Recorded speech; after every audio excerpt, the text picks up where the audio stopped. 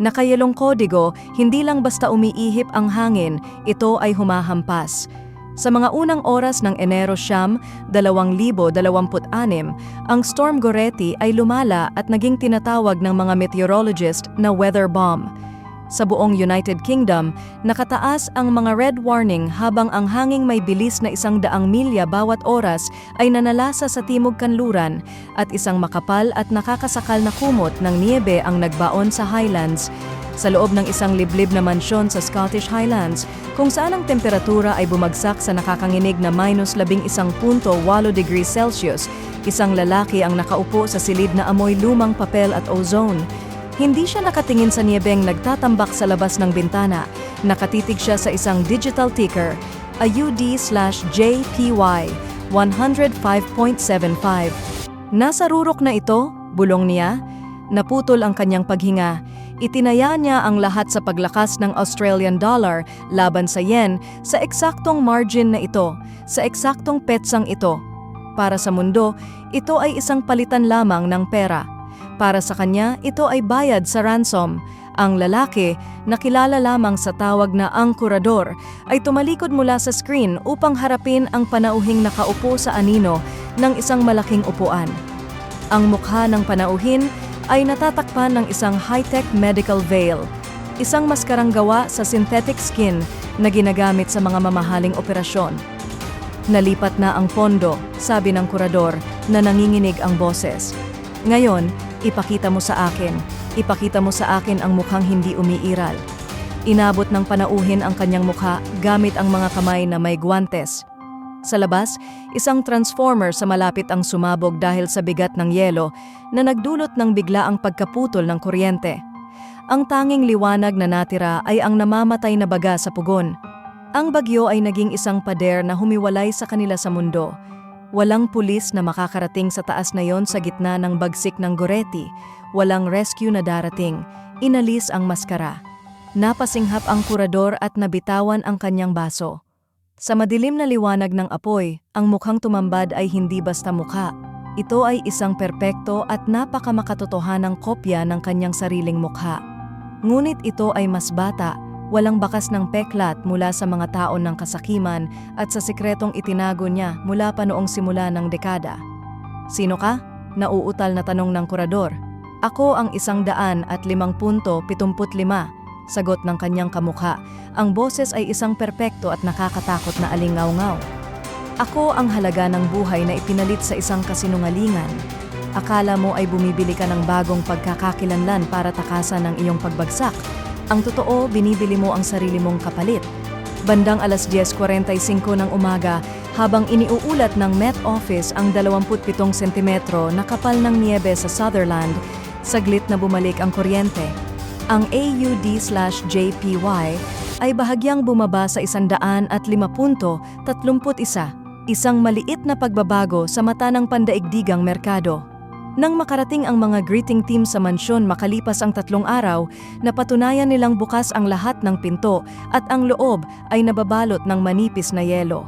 Isang lalaki lamang ang nasa loob, tahimik na nakaupo sa tabi ng malamig na pugon.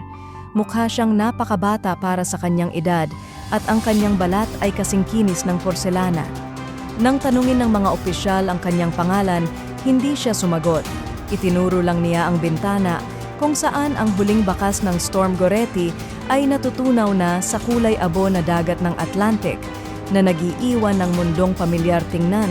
Ngunit sa kaibuturan ay tuluyan ng nagbago. Ang AUD/JPY ay nanatili sa 100.500. Tapos na ang palitan. Ang mukha ay wala na. Nagkatinginan ang mga opisyal, ang katahimikan sa loob ng silid ay kasing bigat ng amoy ng ozone at basang lana. Isa sa kanila, ang veteranong si Miller, ay lumapit sa lalaking nasa tapat ng chimenea. Ang curator, o kung anuman ang nananahan sa kanyang balat, ay hindi man lang kumurap. Ang kanyang mga mata ay nanatiling nakatitig sa abot tanaw kung saan ang mabatong baybayin ng Sutherland ay muling lumilitaw mula sa puting hamog ng niebe. Ginoo, kailangan namin ng pangalan para sa ulat? Pagpilit ni Miller habang nanginginig ang kanyang hininga sa loob ng napakalamig na mansyon. Dahan-dahang lumingon ang lalaki. Ang kanyang pagkilos ay masyadong swabe at tumpak. Ang mga pangalan ay mga ari-arian, sabi niya. Ang kanyang boses ay may nakakakilabot na ugong. At ang partikular na ari-ariang ito ay na-liquidate na, balanse na ang ledger. Habang nahihirapan ang mga autoridad na intindihin ang bakanteng mansyon, ang epekto ng Goretti trade ay naramdaman sa buong mundo. Ang paggalaw ng merkado, ang pag-stabilize ng AUD/JPY sa 105.00 ay hindi nagkataon lamang. Ito ay isang digital deadman's switch. Sa sandaling tumama ang pera sa markang iyon, ang mga naka-encrypt na file ay nailabas sa lahat ng malalaking outlet ng balitang pangpinansyal. Ang pagbubunyag, detalyadong inilahad ng mga file ang isang dekada ng identity arbitrage, isang proseso kung saan ang mga napakayayaman ay hindi lamang nagtatago ng pera, kundi inililipat din ang kanilang mismong buhay sa mga synthetic shells upang matakasan ang batas at ang natural na pagtanda. Ang kawalan. Sa mga sumunod na linggo, dos-dose ng mga sikat na CEO at politiko ang bigla na lang huminto. Natagpuan sila sa kanilang mga tahanan, katulad ng curator na nakatitig sa mga dingding o bintana. Ang kanilang balat na kasingkinis ng porselana ay isang nakapangingilabot na patunay ng isang transaksyong tuluyan ng nasingil. Ang mundo sa labas ng mansyon ay tunay ngang nagbago. Pinawi ng bagyo ang madilim na ulap, ngunit nilinis din nito ang laro. Tapos na ang panahon ng mga nakatagong Panginoon, pinalitan ng isang malamig at matematikal na transparency na walang sino man ang handa. Sa nayon, pinag-uusapan ng mga lokal ang lalaking porselana ng mansyon.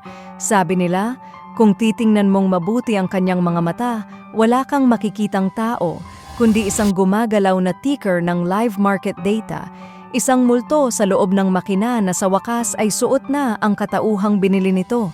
Salamat sa panonood!